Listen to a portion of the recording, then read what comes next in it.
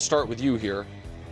Are you giving Darnold any chance at outplaying Stafford on Sunday? Yeah, a small chance. He did not play well, obviously, against Seattle in their two matchups this year, right? It was Who's he? We're talking. Sam Darnold. Oh, he didn't play well against the Rams. Did I say against Seattle? Yeah. You're Seattle's quarterback is Sam Darnold. Gotcha. Yeah. So Darnold did not play great against the Rams. 2 touchdowns, 6 interceptions. His passer rating wasn't good. He had the one game with all the turnovers. We know that. But I do think there's just a lot of other factors that are in Seattle's favor that he maybe doesn't need to. Like it's not. I always say it's not one-on-one basketball between the quarterbacks. Like you really say that when it involves Herbert. I do. Like it's the most. That's when we hear that. You notice? Yeah. But honestly, like they are at home. They have been playing really well. They are the healthier team. They had the bye, so in theory they are the more rested. They have the better defense right now, without question. There's just a lot of other factors that even if Stafford has a touchdown or 2 more than Darnold can still be the guy who wins the game and goes to the Super Bowl. Yeah, look, chances of Darnold outplaying Stafford are very slim, but he doesn't have to your point. He didn't outplay him when they beat him 38-37 in overtime. He had 2 picks, 2 touchdowns. Stafford threw for 457 yards and 3 touchdowns and no pick. So Stafford's probably, he doesn't throw many interceptions, so I don't see him just throwing 2-3 interceptions. So assuming he doesn't have that type of game, Stafford's going to outplay Darnold statistically because he has to. Like, he's thrown it 42 times on average in these 2 playoff games. I get it, it was a blowout, but Darnold threw it 17. Their success is just not based on Sam Darnold. If he doesn't make turnovers, maybe throws 1 touchdown and, has a solid game, they can win even if Stafford goes off. Now, if they get in a shootout and he really has to throw it a lot, Coach, then the chances of him making some interceptions and mistakes are more. But I still think the proof is in the 2 times they played this year. He was bad in the first game. They almost won. He was bad good through 3 quarters. Right, and it was right there, and then he turned it on. So he won't outplay Stafford, but he doesn't have to for Seattle to win. Yeah, he wasn't bad in the first game. He was terrible. They had a 48 quarterback. Right. And threw 4 touchdowns. And that was the game. 4 interceptions. Yeah, 4 touchdowns would have been a miracle. That game when we were talking about it, we were talking about, okay, is this the moment that Sam Darnold performs in a big moment? Because it was to kind of take control of the division and the #1 seed. And then we fast forward to the last game, and it's significantly better at the end. Obviously, still 2 touchdowns and 2 turnovers. You don't want the 2 turnovers, but it was better. So I'm really hoping that Sam Darnold can have a clean game and can get over this hump because he's done such an amazing job redefining the narrative on him and changing everything from Minnesota to here. But it's just so hard for me to think that he's going to be able to outduel Stafford. But when I look at Stafford's 2 playoff games against 2 very mediocre defenses. He hasn't been good yet. Yeah. He's not turned the ball. He's been good at keeping the ball clean last round, at least, when everyone was turning the ball over. But he has not played his best yet. He's not played his best against 2 defenses that, and we talked about this yesterday, with the defenses that Drake May faced versus the defenses that Stafford faces. It's not even close. All right. Let's be direct about the reality of this situation. The probability that Matthew Stafford is outright outplayed by Sam Darnold in a straightforward head-to-head quarterback comparison is exceptionally slim, bordering on non-existent. Matthew Stafford is the superior quarterback. However, we must confront a crucial detail. Stafford has not been diligent in protecting the football over his last 2 playoff appearances. Did he do an adequate job securing the ball last week against the Bears? No, he did not. He fumbled multiple times, fortunate to have them recovered, and he made several throws that easily could have, and perhaps should have, been intercepted. That is the unvarnished truth. I'm generally not a proponent of evaluating a player solely based on a short, recent sample size, but the numbers over the last 4 games, including the playoffs, are revealing. 9 touchdowns to 4 interceptions is one thing, but a 56.2% completion percentage is another. More critically, he has been charged with 11 turnover-worthy plays in that span. That is a significant volume. His adjusted completion percentage sits at 66.9%, which in the context of modern NFL analytics where elite quarterbacks typically reside in the 70s is not accurate. It's concerning. For perspective, Caleb Williams, often critiqued for accuracy, has a season-long adjusted completion percentage in the 60s, and that's where Stafford finds himself currently. His passer rating in this stretch is 85.2. While I don't place excessive weight on any single metric, the collective picture is clear. Ball security and precision have been issues. The mounting pressure defenses have generated against him is causing tangible disruption, knocking him off his preferred spots. This brings us to the fascinating core of this matchup. While I don't want to engage in hypotheticals about what Sam Darnold may or may not need to do, the contrasting challenges are stark.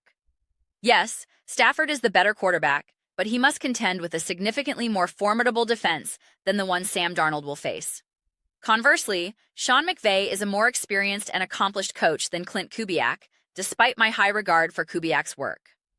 McVay has multiple Super Bowl appearances on his resume. The Rams' offensive ecosystem is formidable. Jackson Smith-Njigba is a dynamic threat. Cooper Kupp is Cooper Kupp, and the connection between Puka Nacua, Kupp, Stafford, and McVay operates with near telepathic synchronization. Their tight ends are perfectly integrated into the scheme. This unit creates opportunities for explosive plays in a way I'm not entirely convinced the Seahawks offense can consistently replicate. Furthermore, the Rams' rushing attack is incredibly potent and foundational. I've highlighted before how their passing game is effectively set up through their run game. McVay has engineered a scenario where his two primary running backs rank first and second in the NFL in success rate, a remarkable feat that speaks volumes about his schematic brilliance. This is the essence of the trust factor. The combined confidence in Stafford and McVay, bolstered by an elite rushing attack and premium receivers, creates a structure primed for success, even against a top-tier defense. McVay has demonstrated the capacity to scheme effectively against the Seahawks' defense. While the Rams' own defense is a relative weakness, Sam Darnold has demonstrably struggled against Seattle's defensive schemes in both regular season meetings. Those games were defensive coaching clinics. I live-streamed one and was struck by the masterclass in defensive game planning. The pivotal question is, can Sam Darnold and Clint Kubiak find a solution this time? A substantial portion of that responsibility falls on Kubiak's shoulders. My uncertainty in answering that is precisely why I've contended that for the Seahawks to prevail, the onus rests overwhelmingly on defensive coordinator Mike Macdonald. He must control this game defensively and disrupt Matthew Stafford. We've seen glimpses of vulnerability. Stafford nearly threw 2 interceptions saved only by Puka Nacua's heroics. We've witnessed what the Carolina Panthers and Chicago Bears were able to do to generate pressure. Seattle possesses an elite defense and an elite defensive mind. To win, they must shut down Stafford, Nacua, and Kupp, and essentially outcoach Sean McVay. In their last encounter, McVay thoroughly outcoached Macdonald for the majority of the game, just as the Rams' passing game coordinator likely outschemed Kubiak. Now, in the third meeting of the season, the adjustment game becomes paramount. Returning to the core question about the chances of Darnold outplaying Stafford, we must define the terms. Are we evaluating this through the lens of what does each team need to win? Or are we simply asking which quarterback will post better individual stats? If we're envisioning a scenario where both offenses are required to score prolifically and it boils down to which quarterback makes the critical play, I'm still siding with Stafford. He is the better quarterback, operating within a superior offensive system with more proven weapons. When discussing probabilities, you lean towards Stafford. It's that straightforward. I've expressed this directly to Seahawks supporters. I am a staunch defender and believer in Sam Darnold's revitalized career. Yet, if compelled to choose between Matthew Stafford and Sam Darnold for a single game, I select Stafford without a moment's hesitation. The same applies when choosing between Sean McVay and Clint Kubiak. Zero hesitation for McVay. The pathway for Seattle to alter this calculus is to prove it on the field. Kubiak must declare, through his play calling, I am about to be that elite offensive mind. Sam Darnold must demonstrate, all the preconceived notions about me are incorrect. I am an awesome quarterback. Mike Macdonald must validate his status as a defensive genius, proving that defensive coaching can overshadow offensive brilliance. That is the thrilling subplot of this contest. Even the factor of playing on the road in a hostile environment feels mitigated for a veteran ensemble like the Rams. Stafford is a seasoned pro. McVay, Nakua, Kupp. This group communicates on a different wavelength. They proved their capability on the road against Seattle earlier this season, lighting up the scoreboard before the Seahawks adjusted by stifling the run game. In that prior loss, despite the outcome, I doubt the Rams left feeling they were the inferior team. They then experienced a perplexing midseason lull, leading to questions about their consistency. However, the prevailing notion is that this group understands how to play winning football. In the most critical moments, you trust McVay to devise the right play, Stafford to execute it, and players like Nakua and Kupp to make the necessary play.